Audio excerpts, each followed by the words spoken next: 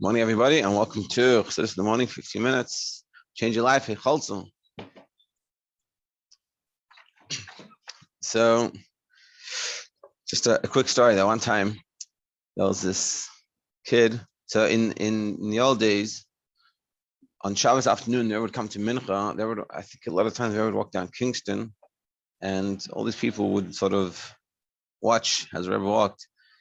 And there was a lady, and so I think the ladies and the kids would stay around like 7:70, and as Rebbe would walk back to his office from like Mincha time.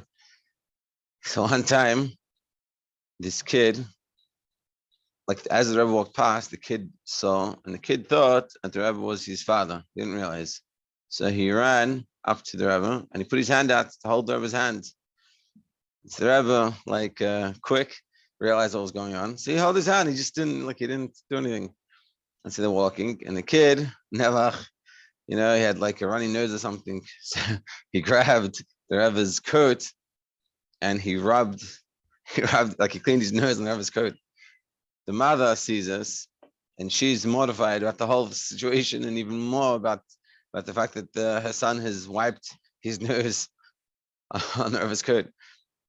So afterwards, at a certain point, the kid realizes the Rebbe probably got a pretty big fright, and then he went back to his mother. And afterwards, she wrote a letter to the Rebbe of an apology, like, "I'm sorry that you're probably wearing a coat. Your coat got dirty, And so the Rebbe said to her, essentially, the Rebbe just replied to her that there's nothing to worry about. It was totally fine, and that we have to appreciate the sincerity and the innocence of a kid. That they're no, they don't mean anything bad, and they're just innocent. But I think a lesson for us in regards to in terms of Heichaltzu, the Rebbe could have been like, "Oh, my coat is all dirty now. I have to take it to the dry cleaner." The Rebbe has to look presentable. And there could have been made a big fuss. Now, of course, it's the Rebbe, but I think it's a lesson for all of us that when things happen, not necessarily work out the way we want it. How do we react to that? If we appreciate it's all from Hashem, and this is sort of the Sha'ar B'tachin, appreciate it's all coming from Hashem, and you know that Hashem's in charge. So what am I worried about? Why am I getting upset? Hashem knows what He's doing. Hashem's taking care of it. But it's just a perspective shift on how to treat things that happen in our lives, and especially people that do things not necessarily is the nicest. How do we look at it? And I have to say, just a general, before we can start, that this has been for me so far, the learning and of seeing it, I'm looking at it, I'm noticing how to look at other people and being a lot more favorable and less judgmental and things like this. And I hope people are getting also these good types of things. So now in today's class, essentially, we're going to start talking about, and this is Chassidus does a lot, how it applies within us, within understanding these different levels of connection, separation. The Rashab uses different mashalim. So the mashal will be like a seichel within us and how it all works. And that will help us understand this idea of the union, how we can bring about unity within ourselves and unity in the world around us and our friends, and versus the separation. Yeah. So Parak, hey, top of page 32. In the previous chapter, the Rebbe Rashab focused on the manner in which the qualities associated with midyan are reflected in our own characters, generating baseless hatred, intolerance for others for no reason whatsoever, that leads to strife and friction. So that's how it is within us, when we have no intolerance, baseless hatred, and things like this. In this present chapter, he focuses on chachma, the attribute in the spiritual cosmos, and the power within the godly soul. We're going to discuss chachma, that opposes such friction and brings about unity, and how chachma brings about unity. So, let's see. Thus, we can understand why the clip of midyan is the force that opposes the sphere of chachma. Now we can understand why midyan and chachma, they go opposite each other. Why? As stated in midyan is the name of the klippa that opposes the supernal father, which is chachma.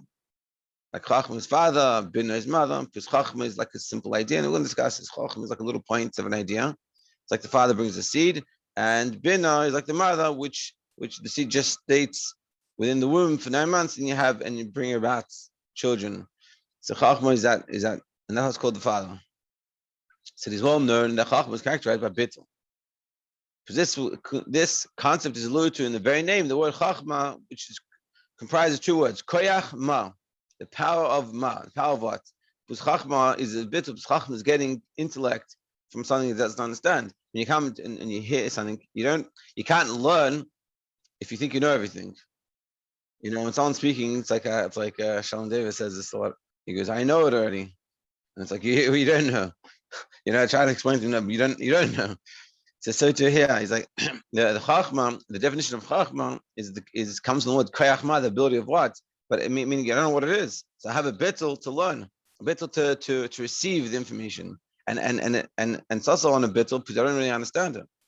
Bina already, when you're starting to understand it, you're trying to bring it out a little bit and try to open and unpack it and use yourself. Whereas Chachma is receiving. It's like some examples when the Chas comes to the Rebbe and he listens to a Maimer or Sikh or whatever it is, he has a person, in order to listen to it well and to understand it, you have to have bittul. If you're going to sit there and you're going to say, "Oh, let me see if I understand this, how I understand this," the whole time, then you're not going to be listening to what's going on. But you have the bittul to receive. So Ma literally what points to that amorphous nature of Chachma, a state just short of non-existence. Chachma is generally translated as wisdom. In Chassidus, the term has a more specific meaning. That meaning can be clarified by first explaining the difference between intellect and emotions. So emotions refer to the person's feelings about a particular entity or other person, how that entity or person affects him. Intellect refers to the objective appreciation of what the entity is. So emotions is how that internalizes within me, how I receive it, and how it connects with me, and how do I feel about it. It's very much I. Whereas the intellect is about that thing. How the person feels about it does not matter. Such an objective understanding requires bittul, stepping above one's own identity and appreciating the other entity for what it is. However, within intellect itself, there are different potentials. So he's saying in general, intellect versus emotions. And emotions very much how you, and that's why a lot of times when you have the opposite of bittul and the opposite of connection connects with it's emotional. Emotionally, things bother you. As emotional is very much how it comes within you and how you feel about it. And so it's not a bittul thing, whereas intellect is bittul. And that's why sometimes people you're being too intellectual, you're not feeling enough, which is true and it's a good thing in certain areas. But in this area, we're saying it can also be not. But within intellect itself, there's different levels. So you have Chacham bin Adas. To underscore the difference between the first two of these terms, Chachma is described within the analogy of a lightning flash, i.e., a person suddenly grasps a previously incomprehensible problem or concept, an aha moment in colloquial speech. Like you say, aha, I think I got it. But at that point, you don't really get it. You haven't formulated it, but it sounds like it. But it's very at a point. It's not really clear. It's like a flash. At that moment, he identifies with the idea and is absorbed in it. He can't explain it to someone else, yeah? Why not? Because explaining requires him to use his own conceptual frame of reference. And at this moment, he's above his own conceptual frame of reference. He's absorbed in the idea. And again, that's a bittul. Bina is the means through which the person integrates the concept into his conceptual framework, comparing it to other ideas, breaking it down to particulars, probing into its depths. However, on the level of Chachma, the person has not reached that stage. He's absorbed totally in the idea. So Chachma is when you're totally absorbed in the idea itself. Bina is how that idea becomes formulated within you and how do you understand your own world. It's like when a Chayzer or the Rebbe, people would remember the Rebbe's Sichos and Memorim, they were very much on this level of Chachma. They wouldn't think about what they were learning, what they were hearing. They were just opening themselves up as a channel to receive. Afterwards, they would come and they would write it down and they'd rather give it over. For this reason, Chachma is also referred to with the analogy of the drop of sperm. Although the drop of sperm contains the DNA of the child conceived from it, it is totally incomparable to the fetus that will evolve from it. This is what Chachma is referred to as ma, something amorphous. It's so nothing. It's like a seed, like a one piece of sperm that creates a whole child and a baby and ultimately an adult is incomparable. It's so nothing. The Bav's explanation that one is absorbed in an idea and experiences a step above his ordinary thought and becomes identified with the concept on which he is focused enables us to understand the function of Chachma in the spiritual realms. And now we can understand with all this explanation what is the purpose of Chachma. Thus, in the world of Atzilus, Chachma refers to absolute bittul within God's infinite light. So in Atzilus, Chachma is the ultimate bittul within godly light. Moreover, since Chachma is characterized by bittul, it's absorbed in godliness is not a momentary flash, but an ongoing state. Being that it's in godliness, so it's above time, so it keeps on going. Not only does Chachma constitute a state of bittul in and of itself, it also brings about bittul within the realm of the mood of attributes.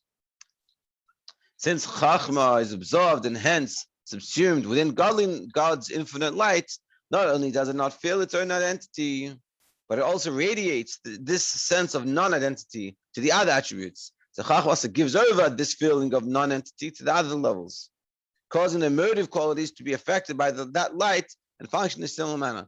And that causes that the other levels also work this way with this bittul of Chachma. Just like Chachma has a bittul, so too these other levels will have a bittul. This is expressed in the spiritual realm as the name Ma of the realm of Tikkun, as explained elsewhere. And this is sort of like Ma of Tikkun, because like we said before, Toyul, we talked about in the last parak, is all about it's very ego and too much of itself and had space for other people. Tikkun is the opposite extreme that has a lot of space for other people.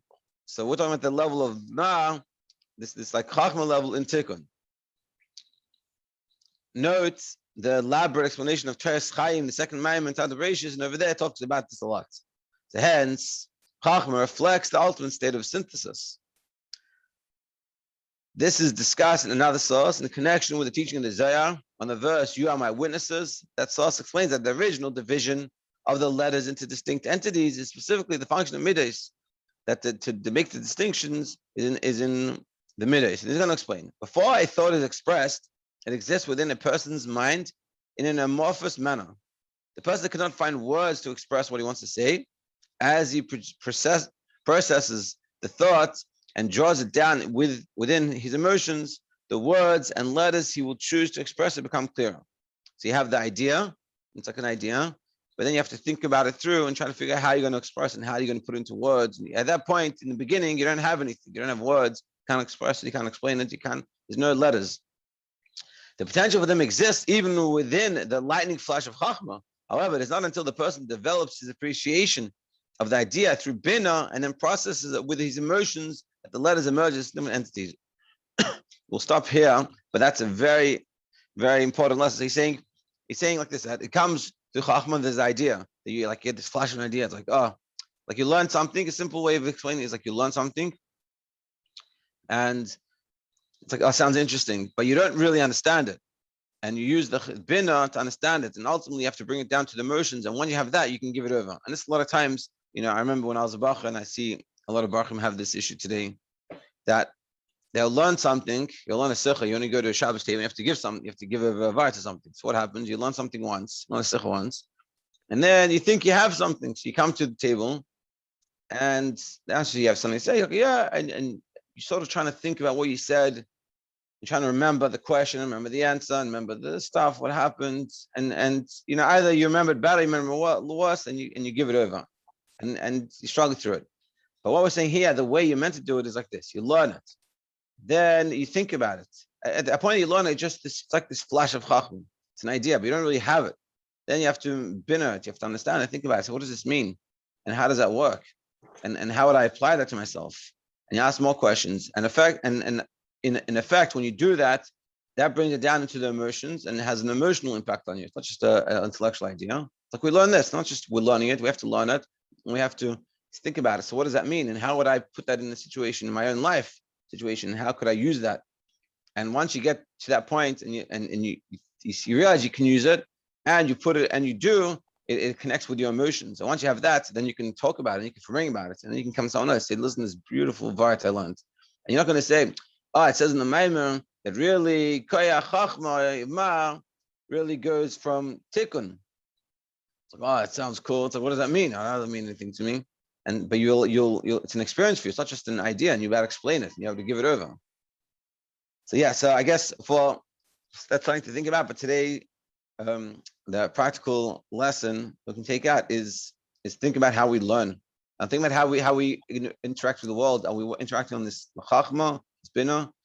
Well, we bring are we bringing it down, especially what we learn. When we learn something, do I understand what I'm learning? I'm just reading it. Did I see it myself? I learn by myself. I'll read it, and it's just chachma. You read it, and you're like, oh, it sounds good, and then you think about it later. What did I learn? What did I say? I don't really know. I don't really have it because I didn't bring it down through the bina and bring it down into the emotions. Whereas what you need to do is you need to sit down and say, what did I say? Sounds like a good idea. So what is it? And how would I explain it to someone? And really try, and that calls you to think about it properly and to really formulate it. And that way you have it a lot better. To be continued tomorrow.